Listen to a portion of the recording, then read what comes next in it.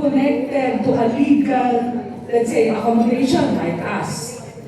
What happens if, for example, a tourist is booked with illegal accommodation? How will that be? Okay. I mean, those that are not registered. If it is not, if the payment of the EUF is not connected to a legal establishment. Okay. Admittedly, okay, that is the challenge sa implementation ng EUF. Because ito is nakasalalay siya sa registration and sa digital platform at pagpunta mo sa registered or sa legitimate na accommodation establishments. Okay? So, kapag ang isang turista ay pupunta ng Baguio, hindi siya magre-register, hindi rin siya pupunta sa mga accommodation establishments na registered, hindi rin siya papasok sa mga parks. Ewan ko, dyan lang siguro siya sa Burnham Park. Okay? Doon, talagang, although he is a tourist, technically speaking, okay, out of reach na siya ng ating sistema. Kasi undocumented siya. Wala parang undocumented foreign. So, that is why, that is why ang ating collection efficiency dito, okay, when we project that, kasi for example, ikuha natin sa 150 at 150 pesos at 1.5 million tourists a year, for example. So, nasa 150 million, for example. Yan. Pero, ang collection efficiency namin dito is only at 70%. Because admittedly, meron talagang loopholes ang Baguio, no, na hindi pwedeng hindi sila pwedeng undocumented sila as tourists. That is why very important ang cooperation ng bawat isa sa inyo dito sa Baguio Tourism Council to report yung mga hindi registered na mga accommodation establishments, yung mga fly-by-night ng mga accommodation establishments. Okay?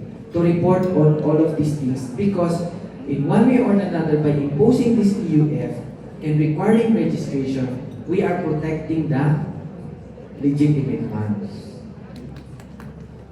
Thank you, ma'am. So, meron pa po ba kayong mga tanong? Going once? Okay. Hindi naman question, pero suggestion. Pwede po kayang magkaroon ng, para mataas yung ating compliance, magkaroon sila ng certified tourist.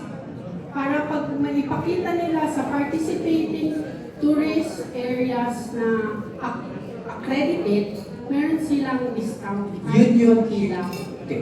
Again, ma'am, meron silang digital QR, may QR code. Once nagbayad ka, may QR code ka. At hindi lang discount na makukuha mo sa ating mga public parks, for instance, like Mines View. Maayusin na natin itong Mines View. Maayos na itong Mines View this year.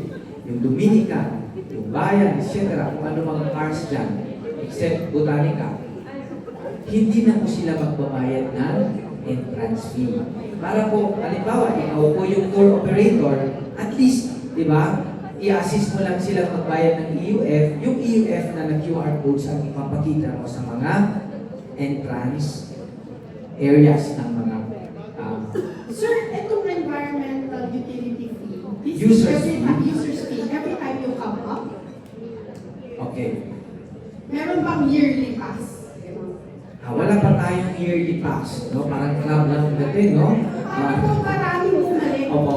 So, pag-iisipan pa ni Alec kung meron o yearly pass na gagawin. Pero ang ating users fee actually is good for 7 days. Pero yung 7 days na yun, ibig sabihin, nandito ka sa city for that 7 days.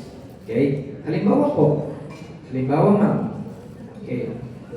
Paano pag nag-hotel ka ngayon dito sa Hotel Supreme ngayong gabi? Okay? Dumating ka, nag-hotel ka dito. Nagbayad ka ng EUF. Okay, dyan sa baba, in-assistant ka ng reception, so nakapagbayad ka ng EUF. Tapos, okay, natulog ka dito.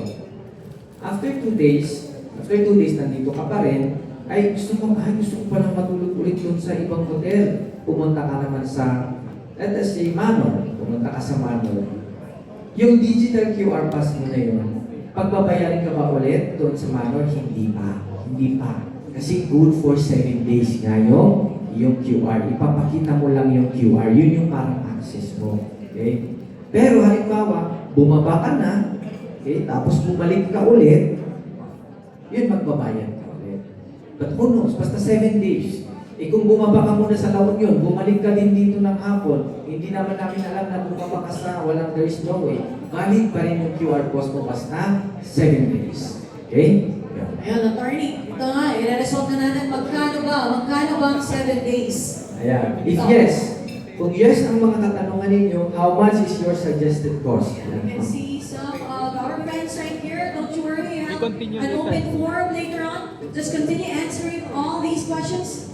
If yes, how much is the suggested cost? Ayan po ang mga suggested cost natin. 150 is good for me.